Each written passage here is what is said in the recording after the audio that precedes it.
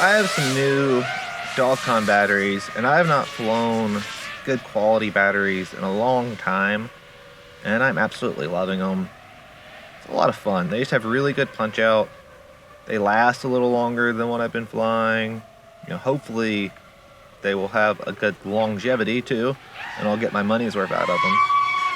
But I figured I'd go over my experience with high quality and low quality batteries for FPV drones. And I'm talking about 6S drones here, not 4S, just to be perfectly clear. So the number one thing that you're going to notice with high quality batteries is that they have more punch out without the battery just dipping down really low. And this is kind of a moot point for the most part because we're talking about 6S drones and they're already overpowered. So for 99-98% of flying and flyers, having extra punch out isn't really that big of a deal because we're already talking about an overpowered machine.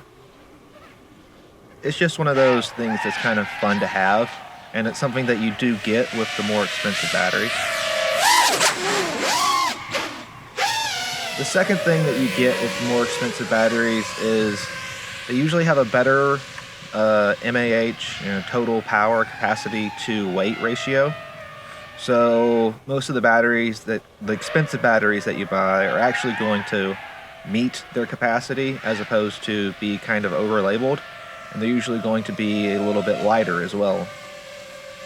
What this means is you're going to get better flight times. In my experience with things like Tattoo R-Lines and Dogcoms, 20 to 30% better flight times than with Speedy Pizzas and the cheaper batteries. Is that worth paying almost double the price? Probably not for most situations, because you can just land and change a battery. But if you don't enjoy changing batteries all that often and you want something you can fly around a little bit longer, speaking of that, I'm about to have to come land because I didn't start this pack off. This pack was already partially drained when I took off, so I'm about to come back in and land and then switch batteries and continue on. But it is a nice to have if you're just trying to stay up in the air and cruise a little bit longer. Those expensive packs are going to allow that to happen a little bit more. And then the last thing that they do, I still have a little bit of battery left. The last thing that the expensive packs do is they last longer, and there's one big caveat to that. They last longer if you don't crash them. If you crash and bust up your pack, it's going to last the exact same amount of time. So you have to ask yourself a really honest question.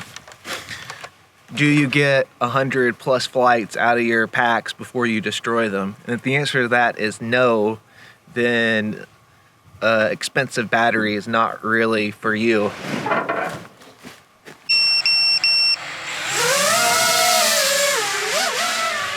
But you have to ask yourself the honest question that if you're not getting 100 plus flights out of a battery before, I want to hit that hole, but I shouldn't, before you're destroying your packs, then by all means buy the cheap ones because you're just throwing money away. Because what makes them worth it is not just the extra punch out power, and it's not just the extended flight time, but it's the fact that you'll get an extra 50 to 100 flights out of them before they're ruined. But, what I like to do, and what seems to work really well for me, is to have both. So if I'm just kind of cruising around like I am right now, I'm not really pushing my limits, I'm just flying nice and smooth. At that point in time, it's fun to have the extra punch out power, it's fun to have the little bit of extra capacity, and due to the fact that this battery is going to get 50% more cycles in, and I'm flying a little bit more, the price per flight comes out to about the same. So, and then what I like to do after that is have some basher packs, so some cheap $20 packs to do more aggressive freestyle flight. So that way when I bust a lipo, I'm only out 20 bucks instead of 40 bucks.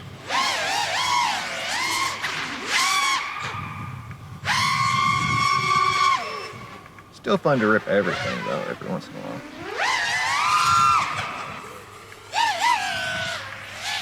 But that seems to be kind of the compromise that I think most people are going to find themselves in after they've been flying a little bit. That yes, these things are worth it, but they aren't worth it to do freestyle bashing for the most part. Unless you're getting paid to fly, of course, then, you know, you're sponsored and you get your batteries for free, but that's a whole nother story. There's a tree here that I wanted to trippy spin. Hopefully. We'll see if I can. Nope. Not well. I'm gonna try that one more time. But yeah, if you're to the point where you're not bashing batteries, you can. It's so hard to talk and do this at the same time. Oh, that was so close. Oh my god, I'm alive. Alright, I'm coming back in. If you're to the point where you're not bashing your batteries all the time and you can just fly around and cruise, and sometimes you like to just fly around and cruise, by all means, do yourself a favor and buy some good batteries. But for the most part, the extra punch out on an already overpowered machine and the extra capacity for weight, the extra flight time, the extra punch out, just aren't really worth it. Won't worth it.